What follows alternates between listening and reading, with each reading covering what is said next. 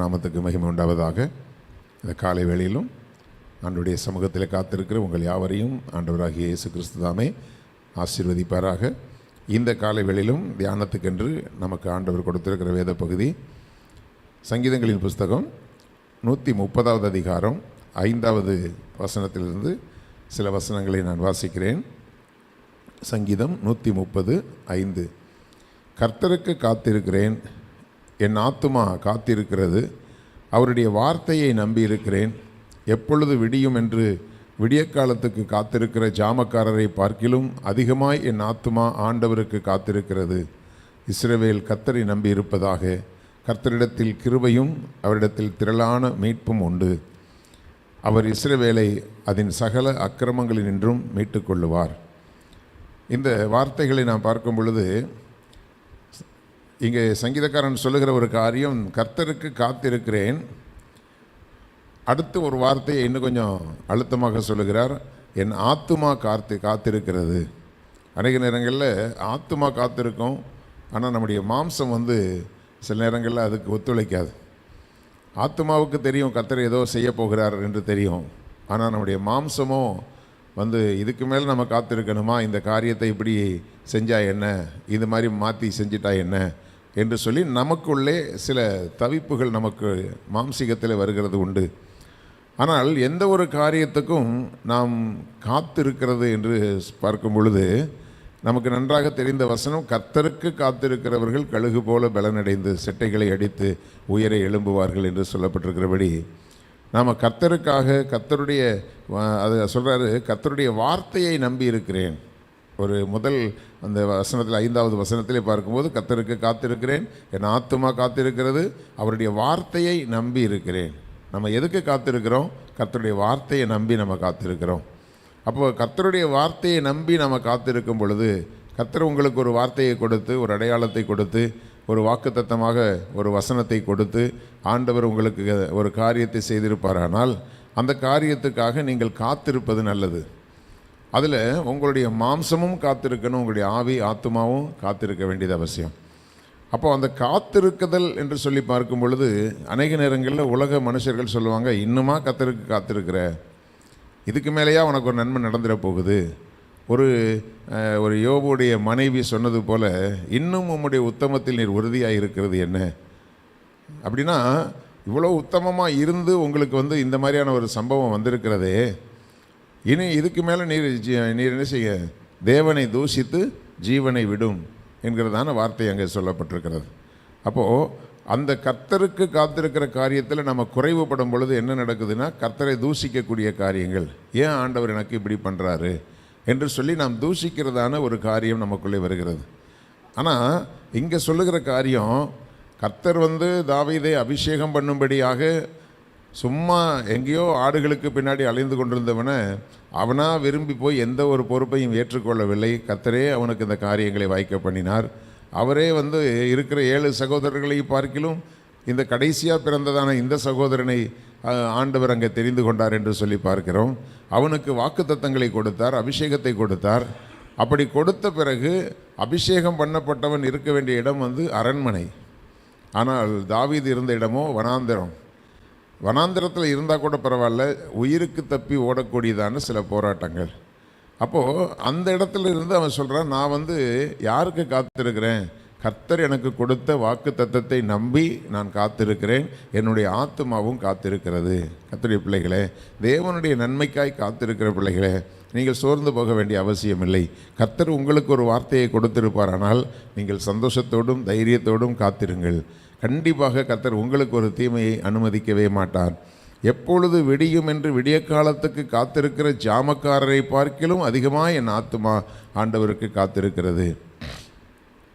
இந்த காத்திருக்கும் பொழுது நமக்குள்ளே வருகிற ஒரு தவிப்பு, அந்த தவிப்பு ஆண்டவரே எப்பொழுது விடியும், என்னுடைய பிரச்சனைகளுக்கு எப்பொழுது ஒரு தீர்வு கிடைக்கும், என்னுடைய தவிப்புகளுக்கு எப்பொழுது ஒரு தீர்வு கிடைக்கும். இது நம்முடைய ஆத்துமாவில் ஏற்படக்கூடிய ஒரு தவிப்பு. ஆண்டவர் தான் நமக்கு சில காரியங்களை சொல்லி அவருடைய வார்த்தையை நான் நம்பி இருக்கிறேன், அந்த வார்த்தையை கர்த்தர் எனக்கு தந்திருக்கிறபடினாலே எனக்கு ஒரு தீமையோ எனக்கு ஒரு தவறான ஒரு காரியமோ எனக்கு நடக்காது என்கிற நம்பிக்கை எனக்கு இருக்கிறது. ஆனால் அதற்கான ஒரு அடையாளம் எனக்கு எப்போ கிடைக்கும் ஆண்டவரே, அதற்கான ஒரு தீர்வு எனக்கு எப்போ கிடைக்கும் ஆண்டவரே என்று சொல்லி அந்த தவிப்பு எப்படி இருக்கிறதா, விடிய காலத்துக்கு பொழுது எப்பொழுது விடியும் என்று விடிய காலத்துக்கு காத்திருக்கிற ஜாமக்காரரை பார்க்கிலும். ஜாமக்காரர் என்றால் வாட்ச்மேன். ஒரு வாட்ச்மேன் வேலை செய்கிறவங்களுக்கு நேரம் வெயிட் பண்ணிகிட்டே இருப்பாங்க, எப்போ பொழுது விடியும், எப்போ போய் வீட்டில் கொஞ்சம் தூங்கலாம் அப்படின்னு சொல்லிட்டு அவங்க அந்த ஜாமக்காரர் காத்திருப்பாங்க. இப்போ இருக்கிற ஜாமக்காரர்கள் பார்த்திங்கன்னா, இப்போ இருக்கிற வாட்ச்மேன்லாம் நைட்லேயே உட்காந்து சேர் போட்டு உட்காந்து தூங்குறாங்க. ஆனால் அந்த காலத்தில் ஜாமக்காரர் என்று சொல்லுகிறவர்கள் மதில் மேலே காத்திருப்பார்கள்.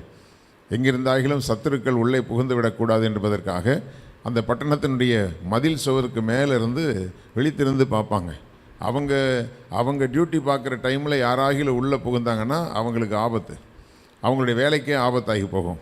அதனால் எப்பொழுது விடியும் என்று காத்திருக்கிற அந்த ஜாமக்காரரை பார்க்கிலும் அதிகமாய் அப்போ நம்முடைய ஆத்மா சில நேரங்களில் சில தவிப்புகளில் இருக்கலாம். ஆண்டவரே, எனக்கு ஒரு ஆசீர்வாதத்திற்கான ஒரு அடையாளம், ஒரு சமாதானத்துக்கான ஒரு அடையாளம், ஆண்டவரே ஒரு உயர்வுக்கான ஒரு அடையாளம் எனக்கு தாங்க ஆண்டவரே என்று சொல்லி நீங்கள் ஒருவேளை எந்த காரியத்துக்காக காத்திருக்கிறீர்களோ அந்த காத்திருக்குதலை குறித்து தான் இங்கே சொல்லப்பட்டிருக்கிறது. நீங்கள் மனுஷனுடைய வார்த்தையை நம்பி அல்ல, கர்த்தருடைய வார்த்தையை நம்பி நீங்கள் காத்திருக்கிறபடினாலே நிச்சயமாகவே முடிவு உண்டு. உங்கள் நம்பிக்கை வீண் போவதே இல்லை. இஸ்ரவேல் கர்த்தரை நம்பி இருப்பதாக, கர்த்தரிடத்தில் கிருபையும் திரளான மீட்பும் அவரிடத்திலே உண்டு. அப்படின்னா நீங்கள் கர்த்தரை நம்பி இருக்கிறபடினாலே கர்த்தருடைய பிள்ளைகளே அவரிடத்தில் கிருபை இருக்குது. அந்த கிருபை உங்களுக்கு என்ன செய்கிறது? திரளான மீட்பை கொடுக்கிறது. எந்த ஒரு காரியத்தை குறித்து பயந்து இருக்கிறீர்களோ அவைகளிலிருந்து ஒரு மீட்பை தேவன் கொடுக்கிறார். எந்த பிரச்சனைகள் வழியாக நீங்கள் கடந்து போகிறீர்களோ அதிலிருந்து ஒரு மீட்பு, ஒரு விடுதலை கர்த்தர் உங்களுக்கு கொடுக்கிறார். அவரிடத்தில் கிருபையும் இருக்கிறது. இத்தனை காலங்களும் நீங்கள் கடந்து வந்த சில போராட்டமான காரியங்களிலே அந்த போராட்டங்களை கடந்து வருவதற்கு கிருபை கொடுத்தவரும் அவர்தான். அந்த கிருபை மட்டும் இல்லை, வெறும் கிருபையை கொடுத்து சரி என் கிருபை உனக்கு போதும் என்று சொல்லி கொண்டிருக்கிறவர் அல்ல. கர்த்தருடைய பிள்ளைகளை, உங்களுக்கு மீட்பையும் கர்த்தர் கொடுப்பார். சில நேரங்களில் சில பாதைகளில் தேவன் நம்மை நடத்தினாலும் அதில் ஒரு நிச்சயமாக ஒரு நல்ல மீட்பை தேவன் வைத்திருக்கிறார். அவர் இஸ்ரவேலை அதன் சகல அக்கிரமங்களினின்றும் மீட்டு கொள்ளுவார். நம்முடைய பாவத்திலிருந்து மீட்டு கொண்டவர், நம்முடைய அக்கிரமத்திலிருந்து நம்மை மீட்டு கொண்ட தேவன் நம்ம இப்பொழுது கடந்து போகிற ஒரு போராட்டமான பாதையிலிருந்தும் தேவன் நம்மை மீட்டுக்கொள்ள அவர் வல்லவராக இருக்கிறார் என்பதை நீங்கள் மறந்துவிட வேண்டாம். அப்படியானால் அந்த ஆண்டவருக்கு காத்திருக்கிற அந்த அனுபவம் யாருக்கு ஒரு விடுதலையை கொண்டு வரும் என்று சொல்லி பார்த்தீங்கன்னு சொன்னால், சங்கீதங்கள் புஸ்தகம் 5வது அதிகாரத்தை எடுத்துக்கொள்வோம். 5வது அதிகாரம் 3வது வசனத்தில் பார்த்தீங்கன்னா, இங்கே எப்படி சங்கீதக்காரன் காத்திருக்கிறான் என்றால், கர்த்தாவே காலையிலே என் சத்தத்தை கேட்டருளுவீர், காலையிலே உமக்கு நேரே வந்து ஆயத்தமாகி காத்திருப்பேன். அப்படின்னா இந்த காத்திருக்கிறதல் என்பது நமக்கு ஒரு விடுதலையை எப்பொழுது கொடுக்கிறது என்று சொன்னால், ஒவ்வொரு நாளும் காலையிலே அவருக்கு நேரே வந்து ஆயத்தமாகி காத்திருக்கணும். அநேக நேரங்களில் நமக்கு ஒரு கடமைக்காக வந்து உட்காந்துட்ருப்போம். சரி, காலையில் ஜெபிச்சா நல்லதுன்னு பாஸ்டர் சொல்கிறாரே, அப்படி அல்லங்க. ஒரு ஆயத்தத்தோடு வந்து காத்திருக்கணும். தேவனுடைய சமூகத்தில் அப்படியே தூங்கி முழித்து அப்படியே எந்திரிச்சு உட்காந்து ஒரு ஃபோனை ஆன் பண்ணிவிட்டு உட்காந்துருக்கிறீங்கன்னா அதில் ஒரு பெரிய பிரயோஜனத்தை நீங்கள் பார்க்க முடியாது. காலைல எழுந்துச்சு நல்ல உற்சாகத்தோடு கூட முகத்தை கழுவி பல்ல விளக்கி வந்து உட்காந்து ஆண்டவர் இன்றைக்கு என்னோடு கூட என்ன பேசப் போகிறார் என்கிற வாஞ்சையோடு கூட கர்த்தர் ஒவ்வொரு பிரசங்கத்திலையும் நம்மோடு கூட பேசுகிறது உட்கார்ந்திருக்கிற ஜனங்களுடைய ஒரு ஆவலை பொறுத்து தான் கர்த்தர் பேசுகிறது. ஏன்னா ஊழியக்காரருடைய வாயை தேவன் பயன்படுத்துகிறார். நீங்கள் எந்த அளவுக்கு ஆயத்தத்தோடு காத்திருக்கிறீங்களோ உங்களுக்கான வார்த்தையை கர்த்தர் கொடுக்கிறார். இன்றைக்கி நல்ல பிரசங்கம் அருமையாக இருந்துச்சு அப்படின்னு நீங்கள் சபையில் சொல்லலாம். ஆனால் கர்த்தருடைய பிள்ளைகளே, வந்திருக்கிறவங்களுடைய அந்த ஆயத்தத்தோடு வந்திருக்கிறதான ஆவலோடு வந்திருக்கிறதான அந்த எதிர்பார்க்குதலை வைத்து தான் கர்த்தர் பேசுகிறார். உதாரணத்துக்கு சபையில் யாருக்குமே வசனத்து மேலே வாஞ்சை இல்லை. இன்றைக்கி பிரசங்கத்தை கேட்கணும், அந்த வார்த்தையின் மூலமாக என்னுடைய வாழ்க்கையை நான் மாற்றிக்கொள்ள வேண்டும், கர்த்தருக்கு பிரியமாக நடக்கணுங்கிற வாஞ்சை இல்லாமல் எல்லாருமே உட்காந்துருந்தாங்கன்னா ஊழியக்காரங்க எவ்வளவு ப்ரிப்பேர் பண்ணிட்டு வந்தாலும் உங்களுக்கு அதில் வார்த்தையே இருக்காது, உங்களுக்கான வார்த்தையே இருக்காது. கர்த்தருடைய பிள்ளைகளே, அல்லது சபையிலேயே ஆயத்தமாய் வந்திருக்கிறவங்க சொல்லுவாங்க, இன்றைக்கி ஆண்டவர் என்னோடு கூட பேசினாருன்னு. ஆயத்தம் இல்லாமல் வந்திருக்கிறவங்க சொல்லுவாங்க, இன்றைக்கி ஒன்றுமே எனக்கு புரியவே இல்லை அப்படின்னு சொல்லுவாங்க. எந்த ஒரு பிரசங்கத்தையும் உங்களுக்கு புரிய வைத்து உங்களோடு கூட பேசுகிறது நீங்கள் வருகிற ஆயத்தத்தை பொறுத்து தான். ஒரு ஸ்கூலில் கூட படிக்கிற பிள்ளைங்க, நல்லா படிக்கிற பிள்ளைங்க பாருங்கள், ஆயத்தத்தோடு காத்திருக்கும். அங்கே நடத்தப்படுகிற பாடங்களை அப்படியே ஆவலோடு கவனிக்கிற பிள்ளைங்க, அது நிச்சயமாக அந்த பிள்ளைங்களுக்கு அந்த பாடம் பிரயோஜனமாக இருக்கும். ஆனால் ஏனோ தானோன்னு உட்காந்துருக்கிற பிள்ளைங்களுக்கு டீச்சர் நடத்துகிறதும் புரியாது, எக்ஸாம் வந்தாலும் புரியாது, கொஸ்டின் பேப்பர் வந்தாலும் புரியாது. அப்போ ஒன்றுமே புரியாமல் அவங்க ஃபெயிலியர் ஆகிறாங்க. தேவனுடைய பிள்ளைகளை, இங்கே சங்கீதக்காரன் அந்த ரகசியத்தை புரிந்திருக்கிறான். காலையிலே என் சத்தத்தை கேட்டருளுவீர். அப்போ என்ன அர்த்தம்? நம்முடைய சத்தத்தை கேட்குறதுக்கு அவர் ஆசையோடு வருகிற நேரமே அந்த காலை நேரம்தான். காலையிலே என் சத்தத்தை கேட்டருளுவீர். உதாரணத்துக்கு இந்த காலை நேரத்தில் கர்த்தருடைய சமூகத்திலே நம்ம காத்திருக்கும் பொழுது இது கர்த்தருக்கும் நமக்குமான நேரம். நல்லா புரிந்து கொள்ளுங்கள். நம்ம எல்லாத்துக்குமே ஒரு அப்பாயின்மெண்ட் இருக்குது. நம்முடைய சத்தத்தை கேட்கிறதற்கும் அவருடைய சத்தத்தை நாம் கேட்கிறதற்கும் ஒரு அப்பாயின்மெண்ட் டைம், அதை தான் காலை என்று ஆண்டவர் முன்குறித்து வைத்திருக்கிறார். அதற்கு பிறகு பாருங்கள், நீங்கள் உங்கள் வேலையை பார்த்துட்டு போயிட்டே இருப்பீங்க, உங்களுக்கான வேலைகள் இருக்கும், உங்களுக்கான கடமைகள் இருக்கும், உங்களுடைய கவனம் அதிகபட்சம் உங்களுடைய டியூட்டியில் தான் இருக்கும். அப்போ அந்த நேரத்தில் நீங்கள் ஆண்டவரோட பர்சனலாக நீங்கள் உறவாட முடியாது. ஆனால் உங்களுக்கு அந்த தெய்வீக சிந்தனை இருக்கும், நீங்கள் ஆண்டவரை துதிக்கலாம், ஆராதிக்கலாம், அது கண்டிப்பாக இருக்கணும். ஆனாலும் உங்களுக்கும் தேவனுக்கும் உள்ள அந்த டைம் அலோன் வித் காட், தேவனோடு கூட உள்ள அந்த தனிப்பட்ட நேரம் என்பது அந்த காலை நேரத்தில் நீங்களும் ஆயத்தமாக வந்து பாருங்கள். ஒரு பர்சனலாக 2 பேர் பேச வராங்க. இன்றைக்கி நம்முடைய இந்திய பிரதமரும் ஒரு ஜெர்மன் பிரதமரும் வந்து பேச வராங்கன்னா 2 பேரும் ஆயத்தமாகி வந்து உட்காந்து என்ன பேசணுங்கிற காரியத்தை அவங்க வந்து அந்த அந்த அந்த 2 பேருடைய அந்த அலுவலகத்தில் வந்து உட்காந்து அவங்க பேசுகிறாங்க. ஏற்கனவே அவங்க திட்டமிட்டு என்ன பேசணுமோ அந்த பிரயோஜனமான காரியங்களை பேசிக்கொள்கிறார்கள். அதுபோல் தேவனுடைய பிள்ளைகளை, நீங்களும் இன்றைக்கி ஆண்டவர்கிட்ட என்ன கேட்கணும், ஆண்டவரோடு எப்படின்னா என்ன பேசணும்னு நீங்களும் ஆயத்தமாகி தேவனுடைய சமூகத்தில் வந்து அவரை உண்மையாய் துதித்து ஆராதிக்கும் பொழுது காலையிலே என் சத்தத்தை கேட்டருளுவீர். காலையிலே உமக்கு நேரே வந்து ஆயத்தமாகி காத்திருப்பேன். அப்படின்னா காத்திருக்கிறதுலையும் ஒரு குறிப்பிட்ட அந்த டைமை நம்ம என்ன செய்கிறோம், தேவனுக்கு ஒதுக்குகிறோம். அப்படி காலையிலே ஆயத்தமாகி ஆண்டவருக்கு முன்னாடி ஆண்டவரை பார்க்க போகிறேன். எப்போவுமே கர்த்தருடைய சமூகத்துக்கு போகிற பிள்ளைங்க, கர்த்தருக்கு முன்பாக உங்களுடைய ஆத்மாவிலும் சுத்த இருதயத்தோடு, உங்களுடைய சரீரத்திலும் ஒரு சுத்தமான ஒரு தோற்றத்தோடு நீங்கள் வந்து ஆண்டவருக்கு முன்பாக காத்திருக்க வேண்டியது அவசியமாக இருக்கிறது. அப்போது 7வது வசனத்தில் சொல்கிறாரு, 5:7, நானோ உமது மிகுந்த கிருபையினாலே உமது ஆலயத்துக்குள் பிரவேசித்து உமது பரிசுத்த சந்நிதிக்கு நேரே பயபக்தியுடன் பணிந்து கொள்வேன். அப்போ காத்திருப்பதற்காக தேவ சமூகத்துக்குள்ளே வருகிறவர்கள், காலையிலே நம்ம சர்ச்சுக்கு வர்றவங்களாக இருக்கட்டும், அல்லது காலையிலே தேவ சமூகத்திலே அங்கே கூடியிருக்கிற தேவ பிள்ளைகளாக இருக்கட்டும், நீங்கள் இந்த காலை வேளையில் ஆலயத்துக்கு வர முடியாமல் நீங்கள் கூடியிருக்கிற அந்த இடம் அது தேவ சந்நிதி, அல்லது பரிசுத்த சந்நிதி, அல்லது தேவ சமூகம். அங்கே வந்து எப்படி இருக்கணுமா, நானோ உமது மிகுந்த கிருபையினாலே உம்முடைய ஆலயத்துக்குள் பிரவேசித்து. கிருபை இல்லாமல் காலையில் எழுந்திருக்க முடியாது, கிருபை இல்லாமல் ஆலயத்துக்குள் பிரவேசிக்க முடியாது, கிருபை இல்லாமல் தேவ சமூகத்தை உணரவே முடியாது.